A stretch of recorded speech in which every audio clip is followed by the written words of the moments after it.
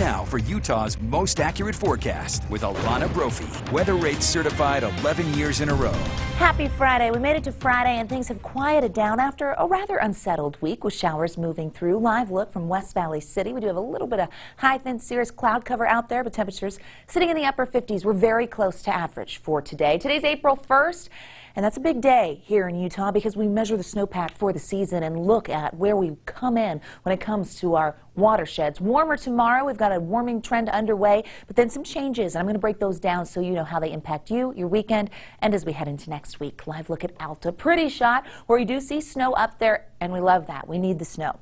But I don't have the best news when it comes to snowpack. We look at those percents statewide, and we're sitting at 74% of average. Coming in below average this year isn't a great scenario. We really needed an average year, and you can see river basins like the Bear River Basin, the Weber-Ogden River Basin, and over into Tooele County, those percents really lacking when it comes to those numbers, not even almost, just over halfway in Tooele County. As we look at the rest of the state, we still have some water there, but that changes things. This is tough because really by the end of December, we had healthy snowpack numbers. This is a look at what it looked like December 31st. We closed out last year at 148% of average, but with a very dry January and February that threatened our snowpack, we continue to warm up, and at this point, 74% of average for the entire state. April 1st, big day, because we definitely like to know that. We're in the desert, and we need that wet weather. We don't have it today. Ridge of high pressure in control. Satellite radar kind of shows us that cloud cover to our north.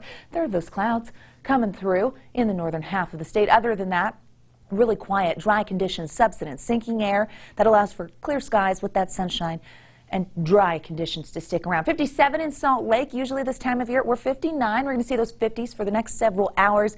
Pretty clear skies, average temperatures. Nice Friday as we kind of close things out. Now, Saturday looks great, above average, but then as we head into Sunday, we get the potential for some changes. A system comes through, but it's targeting only a portion of the state. I'll give you the timeline here on our Futurecast model, which shows high pressure in control right now, getting through our Friday and into our Saturday. We get a weak little disturbance by late day tomorrow. That's going to increase cloud cover in the north, but it's a dry front. Moves on through, okay, and then here we are into Sunday. Central, southern Utah have the potential of seeing some wet weather Sunday afternoon and into the evening. Then we clear things out as we head into Monday and Tuesday. That's when northern Utah gets the potential for some valley rain, maybe some mountain snow. So a little unsettled there. 60s for tomorrow. I do think the warmth will be there. We'll go upper 60s in Salt Lake, mid 70s in Moab, 67 in Cedar City. How about 80 in St. George? That's not the only day that we hit 80 in the next 7. We get pretty close to it and get there on Tuesday and then up at a degree. Slight chance of that wet weather on Sunday in St. George. Here's the Washington County 7-day, and here's the Wasatch Front. 60s with warmth, cooling down on Tuesday with the chance of that wet weather moving in. We'll be cooler into Wednesday, and then the temperatures rebounding towards the end of next week. So we look a little unsettled as we start next week, but other than that, quiet conditions want to persist. To stay on top of the weather, download the ABC4 Weather app. It's really easy to do. The app's great. You just take a picture of this QR code that you